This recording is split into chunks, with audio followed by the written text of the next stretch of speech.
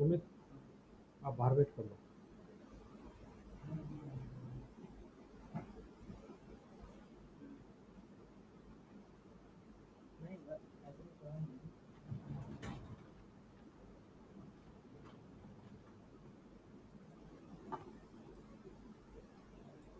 चलिए, कौन सी लैब की बात कर रहे थे हम? डीएससीपी सर्वर को हमें कॉन्फ़िगर करना था, ठीक है। तो कुछ टर्म्स की हमने बात करी डीएससीपी सर्वर से रिलेटेड। अब इसको कॉन्फ़िगर कर लेते हैं।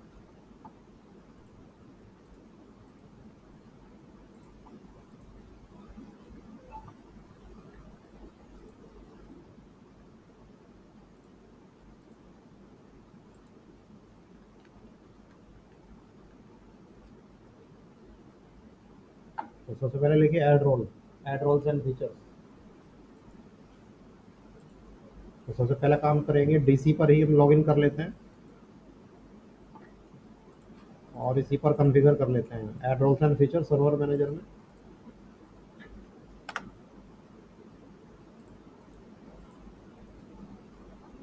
ये रहा रोल। डीएससीपी सर्वर का चेक लगाएंगे।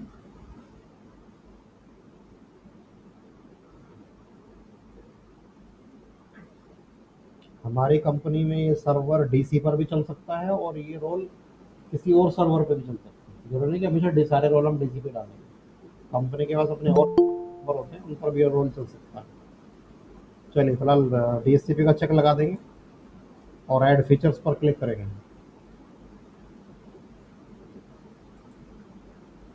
तो ये रोल ऐड हो गया। यहाँ पे नेक्स्ट करेंगे।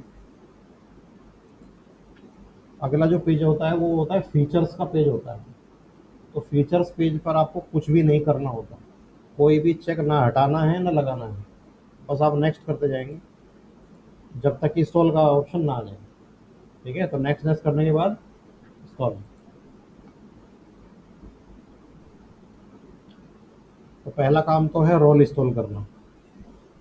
अ, जैसे ही आप रोल इंस्टॉल करेंगे, आपको यहाँ पे एक लिंक हाईलाइट होके मिलेगा। ठीक है, अब ये देखते हैं क्या लिंक आएगा।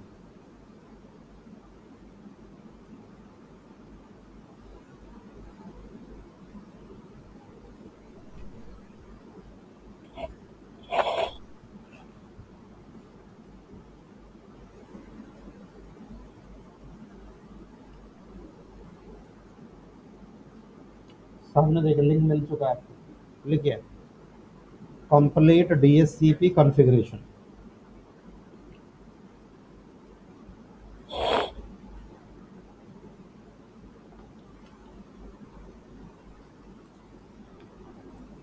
तो क्या करेंगे? Complete DSCP configuration.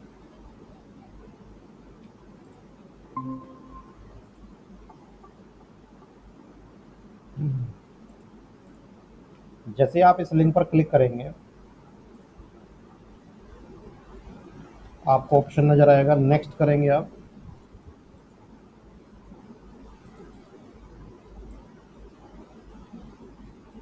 और नीचे एक ऑप्शन नजर आएगा कॉमेंट।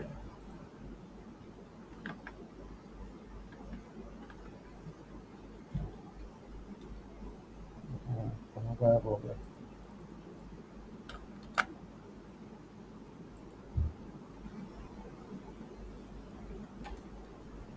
ये देखो क्या नजर आ रहा है, कॉमेंट। नेक्स्ट के बाद कॉमेंट कर देंगे आप, देन क्लोज कर देंगे।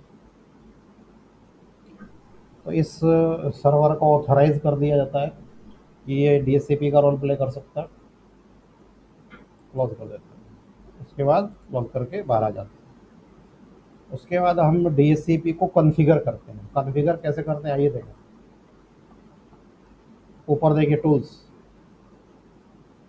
और नीचे ऑप्शन मिलने लगा। जो भी आप रोल डालते हो वो क्या है, ऐड ऑन हो जाते हैं। और टूल्स के अंदर डीएससीपी का ऑप्शन मिलने लगा आपको। तो ये है डीएससीपी मैनेजर। यहाँ से आप इसको कॉन्फ़िगर करेंगे, मैनेज करेंगे, और जैसे कि मैंने कहा था स्कोप बनाएंगे। ठीक है, तो डीएससीपी सर्वर, ये देखो मेरे सर्वर का नाम आ रहा है यहाँ पे। ये देखिए ये है डीएचसीपी सर्वर। इसके ठीक नीचे आपको एक ऑप्शन मिलता है आईपी वर्जन 4। तो डायरेक्टली आप ऐसे लिख सकते हैं select IPv4 and then right click, और यहाँ पे ऑप्शन होता है न्यू स्कोप। तो पहला काम हम क्या कर रहे हैं, स्कोप बना रहे हैं।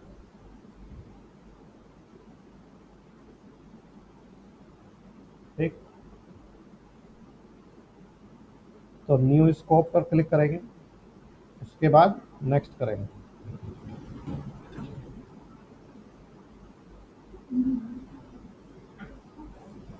अब कहते हैं नाम बताओ, तो यहाँ कोई भी नाम आप दे सकते हैं। मैं यहाँ पे नाम दे रहा हूँ स्कोप 1।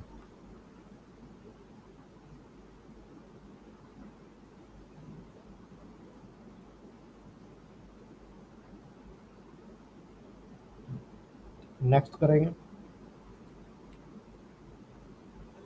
अब ये आपसे पूछ रहे हैं रेंज ऑफ आईपी एड्रेस।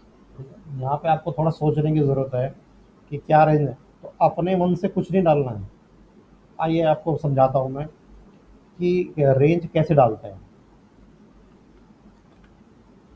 हर चीज़ की एक बेस्ट प्रैक्टिस होती है। सबसे पहले मैं आपको आईपी दिखाता हूँ इस डीसी का।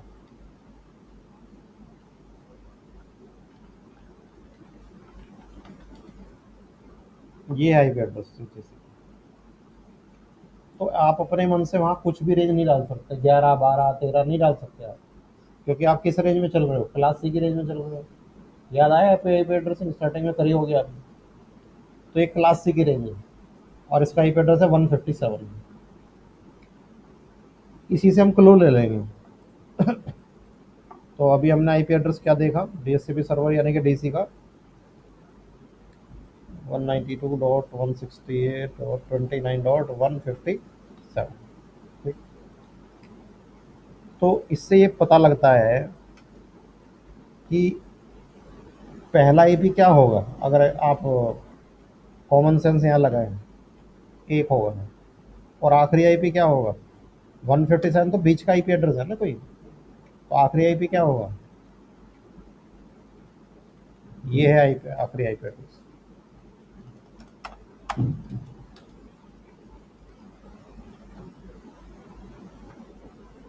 ये आखिरी आईपी एड्रेस। तो 157 का तो कोई भी बीच का आईपी एड्रेस होगा ना ये। इसको तो आप अलग कर दीजिए। ये रेंज है आईपी एड्रेस, लेकिन ये रेंज आप वहाँ नहीं डाल सकते। क्यों नहीं डाल सकते, क्योंकि ये आईपी एड्रेस राउटर पे डाला हुआ है हमारे। तो 1 आप ले नहीं सकते।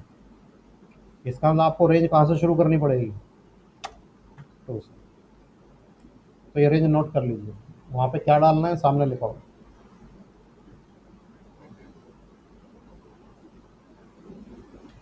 तो 1 मैंने क्यों नहीं लिया, क्योंकि 1 किसका आईपी एड्रेस है, राउटर।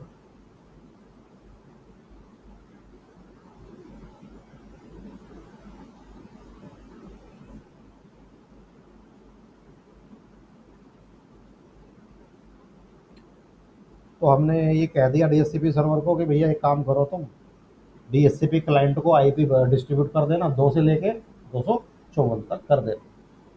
ठीक है जी। तो ये रेंज डाल लेते हैं आप।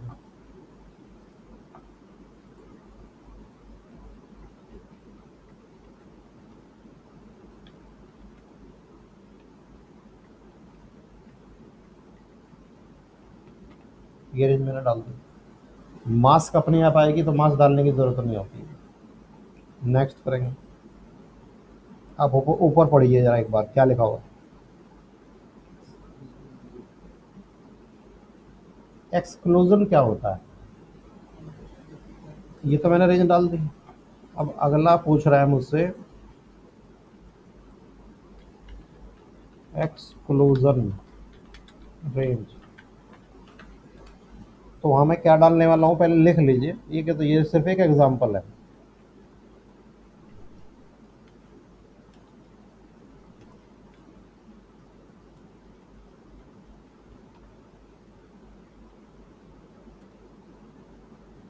ये रेंज डाल दीजिए। और अभी इसका मैं मतलब समझाता हूँ आपको।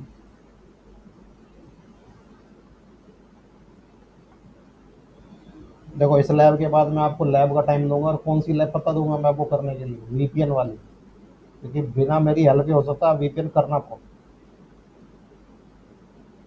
तो थोड़ी देर बाद आप जो लैब ट्राई करेंगे, और बेहतर है कि पहली बार जब आप ट्राई करें इस लैब को ग्रुप में करें, अकेले ना करें, क्योंकि अकेले बैठकर आप गलती कर सकते हो इजीली, ग्रुप में हो सकता है दूसरा बंदा आपको बचा ले गलती से। ठीक है, तो ये एक्सक्लूजन रेंज। अच्छा, रेंज का क्या मतलब होता है? देखो, दो अलग अलग बातें हैं।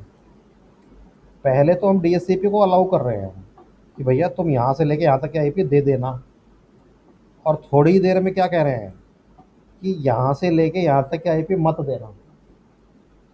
ठीक है, तो ऐसा क्यों कहा जाता है? पहले तो उसे पूरा छूट दे दिया आपने, फिर आपने कह दिया कि भाई मत देना, तो पहला आईपी कहाँ से देना शुरू करेगा वो? तो क्वेश्चन ये है कि इनका क्या करा आपने, क्यों आपने छोड़ दिया आईपी, क्यों आपने रोक लिया डीएससीपी सर्वर? उसका रीजन समझिए। आपकी कंपनी में राउटर भी तो होंगे, या नहीं, सर्वर भी होंगे। तो कई राउटर और सर्वर के जो आईपी होते हैं वो क्या होते हैं, मैनुअल डाले जाते हैं, स्टैटिक डाले जाते हैं। तो आपने इस रेंज से ले रखे होंगे, समझिए बात। तो ये आईपी एड्रेस क्या है, पहले से ही कहाँ यूज में है, राउटर या सर्वर में यूज में है।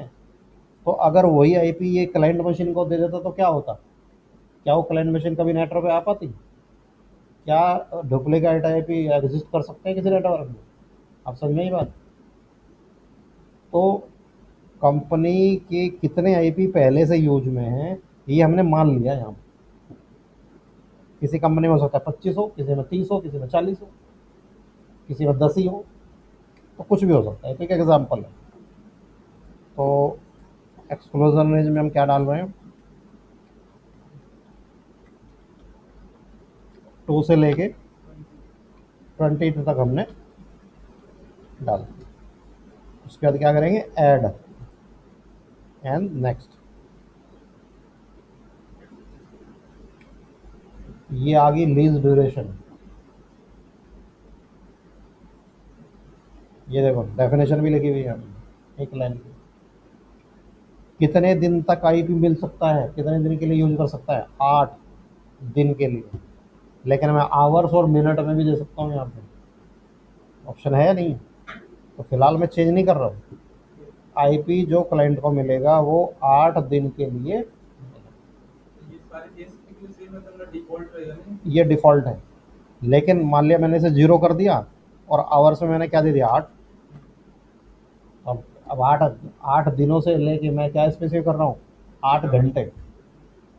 तो आपको हालांकि करने की जरूरत नहीं है, सिर्फ नॉलेज के लिए बताया मैंने। चलो नेक्स्ट कर देते हैं। कहता है क्या आप कुछ ऑप्शन और कॉन्फ़िगर करना चाहोगे? यस करना चाहेंगे, नेक्स्ट करेंगे।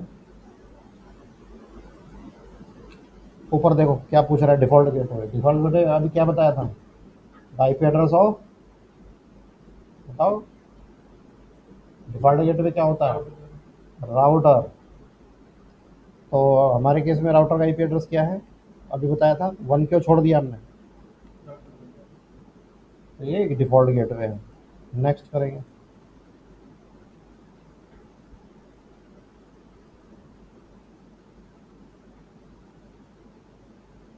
नेक्स्ट करने के बाद अगली स्क्रीन पे कुछ नहीं करना होगा, डोमेन नेम तो खुद ही डिटेक्ट कर रहा है। ये डीएनएस का सर्विस याद है, 157 वीपीएन लैब में, वही तो मशीन मैंने ली है। तो यहाँ कुछ नहीं करना होता, नेक्स्ट कर। अगली किसी स्क्रीन पे आपको कुछ नहीं करना, नेक्स्ट करते चले जाएं। और अब लास्ट में क्या पूछेगा, एक्टिवेट, बस नेक्स्ट कर दें और फिनिश कर दें, दैट्स इट। तो इस तरह से जो है इसको बन के रेडी हो जाता है। अगर इस डीएससीपी सर्वर ने किसी से आईपी उठाया तो वो यहाँ आ जाएगा, एड्रेस लीजिए। तो टेस्ट कैसे करें इसको, आइए टेस्ट करते हैं इसको। ध्यान रखना, अगर एक ही नेटवर्क पर बहुत सारे डीएससीपी चल रहे हैं तो ये किसी से भी उठा सकता है, फिर आपके हाथ में बात नहीं होती। अगर एक चल रहा है तो फिर तो इसी से उठाएगा। तो हमारे नेटवर्क में पता कौन कितने चल रहे हैं, दो चल रहे हैं, एक तो ये हो गया, एक मेरा राउटर। ठीक है, राउटर भी तो चल रहा है। चलो, तो कैसे टेस्ट करोगे, आइए विंडो 10 पे जाते हैं।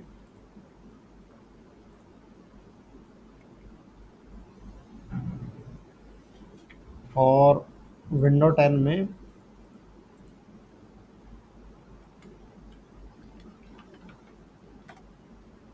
याद है ना डीएससीपी मोड में कैसे डालते हैं? ये क्या है? Obtain IP automatically, obtain DNS automatic. ये हो गया डीएससीपी मोड। ऊपर देखो, यहाँ नाम से ही आपको आइडिया लग गया कहाँ से उठा रखा है। ये देखो, टीम.com। लेकिन अभी पूरी बात बताते हैं। स्टेटस, डिटेल्स, क्या बताया था, पहला आईपी क्या मिलेगा, मिला वही आईपी। ये कौन प्रूव करेगा कि कौन है डीएससीपी सर्वर? ये रहा 157। हो गया प्रूव या नहीं? यहाँ देख लो, यहाँ आ जाओ। मैंने कहा था यहाँ आ जाएगा, रिफ्रेश, आ गया। पहला आईपी किस दिए बैठा है, किस मशीन को, इस मशीन को। हो गया वेरीफाई। तो इसका मतलब हमारा डीएससीपी सर्वर सही काम कर रहा है। क्लियर? अब इसमें एक ऑप्शन और बता देते हैं। फिर आप अपनी लैब शुरू करेंगे। रिजर्वेशंस। अब ये रिजर्वेशन क्या होता है? डेफिनेशन इस लाइन को नोट कर लीजिए, रिजर्वेशन। आपसे पूछा जा सकता है, नोट कर लीजिए ये वाली लाइन। ऊपर की फर्स्ट लाइन नोट करिए, डेफिनेशन है रिजर्वेशन की।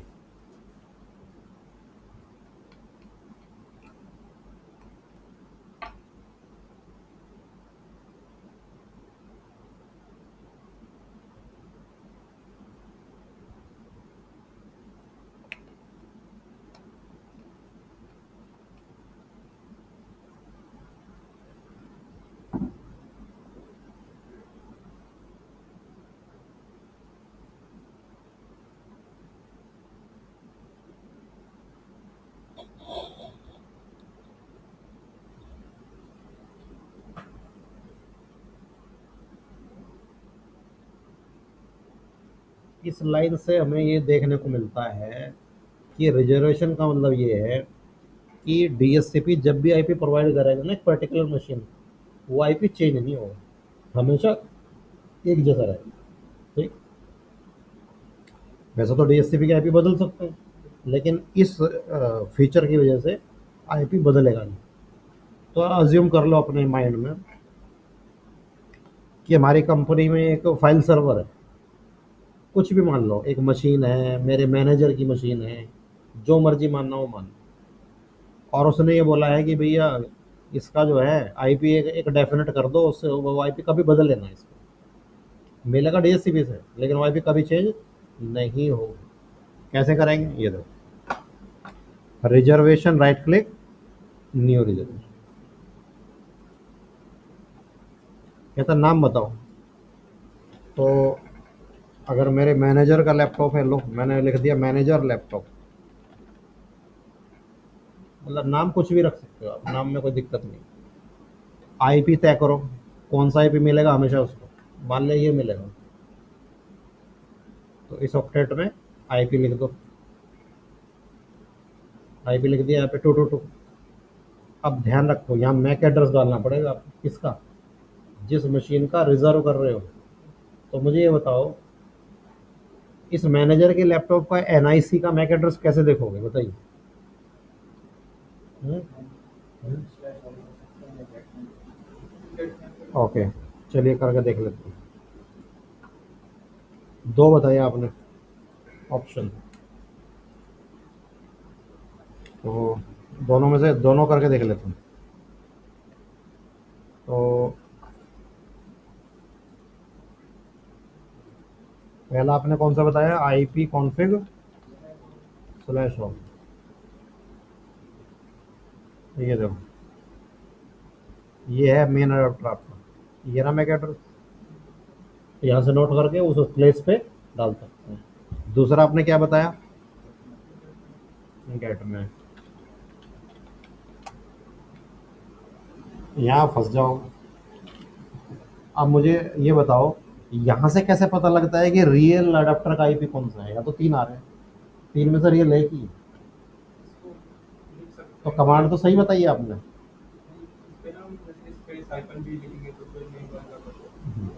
तो सही कमांड क्या है? ये ये है कमांड। ये बता रही नहीं बता रही?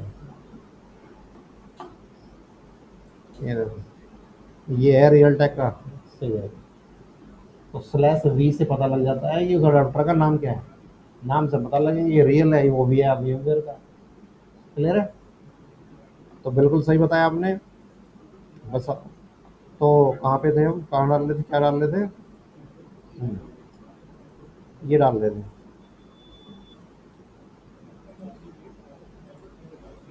New reservation. यहाँ पे जो भी नेम डालना हो आपको, जो भी आईपी डालना हो, और यहाँ पे मैक एड्रेस नोट करके यहाँ डाल देंगे। और उसके बाद क्या कर देंगे, ऐड कर देंगे। तो जिस मशीन का आपको रिजर्व करना होगा, उसका मैक एड्रेस डाल के और आईपी डाल के ऐड करके यहाँ पे रिजर्व हो जाता है। तो डीएससी सर्वर उस मशीन को कभी भी दूसरा आईपी नहीं देगा। बूट पे एक प्रोटोकॉल है। तो इस वजह से आईपी कभी बदलेगा नहीं। इसको कहते हैं, आपसे पूछा जा सकता है what is reservation in DSC. जो डेफिनेशन मैंने आपको नोट कराई है, वो आपको बता दें। ठीक है, चलो अब कर लो आप। तो ये था डीएससीपी सर्वर, हमने इसको टेस्ट भी कर लिया है। अब आप एक काम करें, एक मशीन मैं आपके लिए देता हूँ, मशीन ऑन करो पहले। पता कौन सी मशीन ऑन करोगे? रुक जाओ। जो ये वाली मशीनें हैं ये, ठीक है, ये मशीन में 8 GB रैम है। और जो ये पतली वाली मशीनें हैं, इसमें 16 GB रैम। तो VPN की लैब करने के लिए आपको कम से कम 16 GB वाली मशीन चाहिए होगी। ठीक है। अगर आप सोच रहे हो कि मैं घर जाके लैपटॉप पे कर लूंगा और उसमें 8 GB है, तो कर नहीं पाओगे आप। ठीक है। हाँ, ऑन कर लीजिए। और आप सब लोग एक ही मशीन पे आ जाइए। और अगली बार या घर पे अगर करना चाहो, अगर आपके पास है रैम, तो कर लीजिएगा। पहला चैलेंज पता क्या आएगा? मशीन ऑन करो। पहला चैलेंज चैलेंज बताता हूँ क्या आएगा। पासवर्ड बताया था ना पिछली बार आपको। या तो 123 होगा, या ASD@123 होगा। सबसे पहले खोलो दिस पीसी खोलो आप।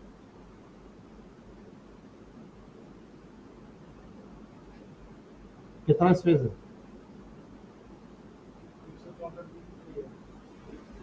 बहुत है।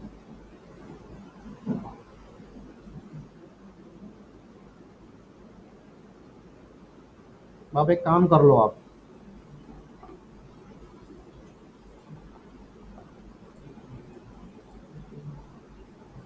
थोड़ा सा काम आपके लिए आसान कर देता हूँ मैं आप।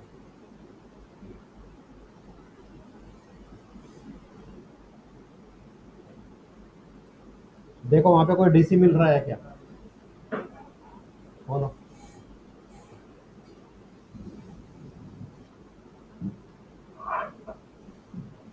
पहले तो फाइल एक्सप्लोरर खोलो आप। अच्छा, वो तो आपने बता दिया, चलो अच्छी, बहुत स्पेस बहुत है आपके पास। अब आप ये बताइए। नहीं नहीं, मेन मशीन को कुछ नहीं करना है, ध्यान रखिए। मेन मशीन में कोई काम नहीं, VMware पे करना है ना मतलब। नहीं है? अच्छा, VMware हटा रखा है। देखो मेरा शेयर फोल्डर उठाओ। जब भी कुछ कोई चीज़ ना मिले आपको, ये भी सीखो। विंडो आर में लिखो 2/ट्रेनर PC। एडमिन ना डालो ऊपर। और नोट करते जाना ही चाहिए, ताकि दोबारा ना पूछना पड़े आपको। पासवर्ड है ASD@123। खोलो इसको फोल्डर। VMware कॉपी करके पेस्ट करो पहले। यहाँ से मत चलाना। कॉपी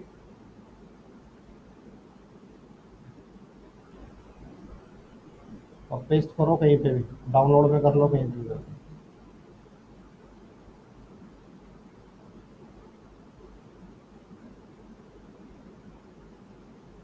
कर लो। अब कर लो।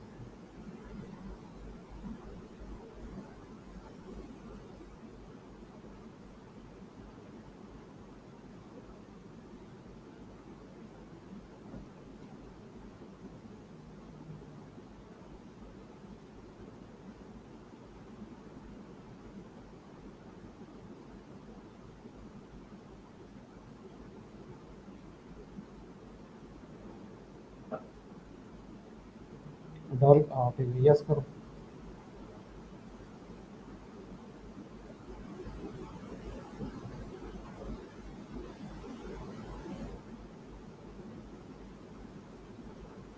और जब तक ये कॉपी हो रहा है ना, अभी ये इंस्टॉल हो रहा है, तब तक ये चेक कर लो कि आपके पास आईएसओ फाइल है या नहीं। इसे इसे बढ़ाते रहो, आगे बढ़ाते रहो इसको। साथ साथ पैरेलल करो काम, तभी कर पाओगे।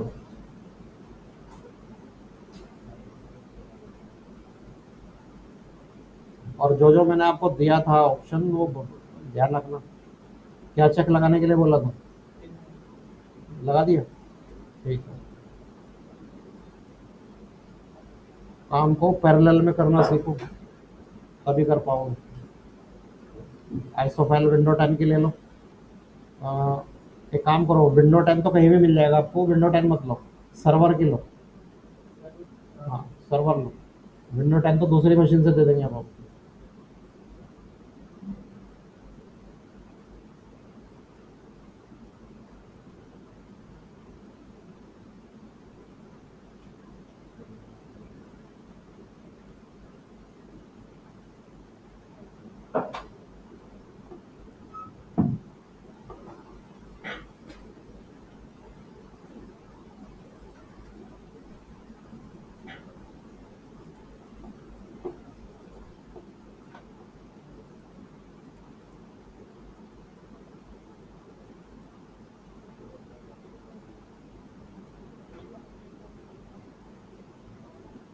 अब पता आप क्या करोगे?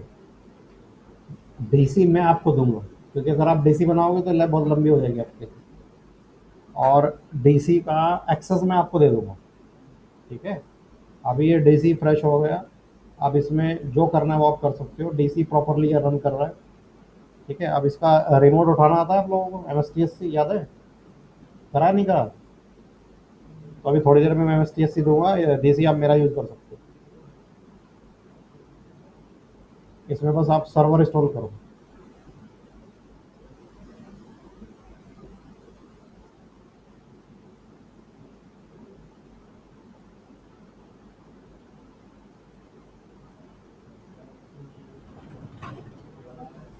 तो अभी तो वहाँ का सिस्टम सारा बंद है, यही भी पुणे में बैठ सकते हो। आप पीछे कर लो प्रैक्टिस।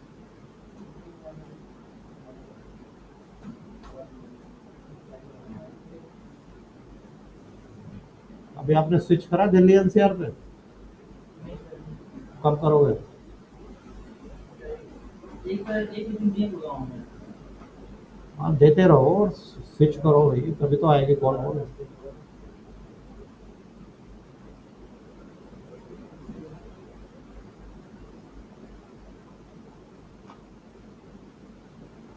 लाओ आपको रिमोट देता हूँ।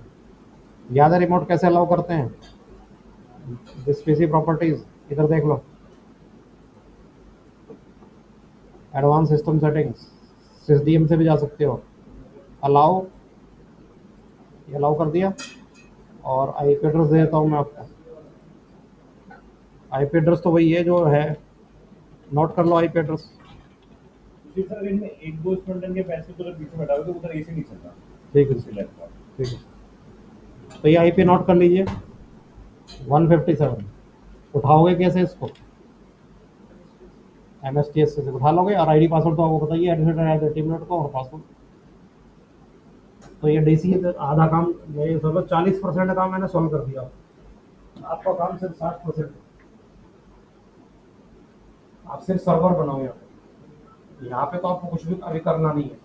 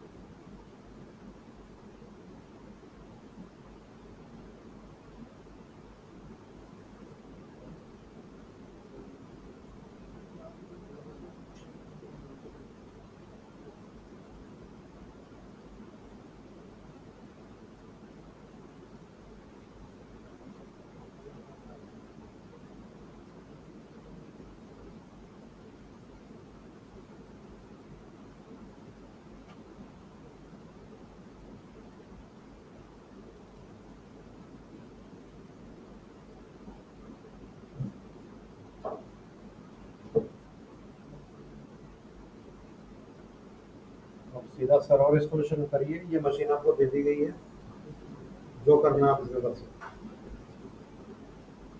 और हाँ, जब इंस्टॉलेशन और फाइल गाइडलाइन हो जाए तब डायग्राम को सामने रखिए, स्नैप आपने ले रखी है, सब कुछ बता देगा डायग्राम आपको क्या करना है। गुड़गांव में कौन सा दिया आपने इंटरव्यू? फिर वो एलओडी भी देखा, तो उसमें फिर इंग्लिश प्रोजेक्ट की जगह इंग्लिश टाइप कर रहा था, टॉप दे दिया था पूरा पहले तो आपको मैच ही नहीं करता, तो एल1 के लिए ट्राई करना है।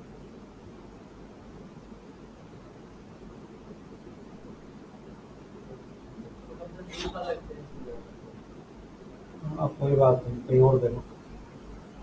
आज एक्सेंचर में बात नहीं था, मैंने फहीम को बोला भी था कि आप बता दें आपके बैच को, कहीं में आया था मैं। लेकिन वही है, जो प्रिपेयर होगा वो उसको जाने में फायदा है, जो प्रिपेयर नहीं है उसको जाने में कोई फायदा नहीं। हर बंदे पे वो हमें अपॉर्चुनिटी वेस्ट करना है, प्रिपेयर हो उसको जाने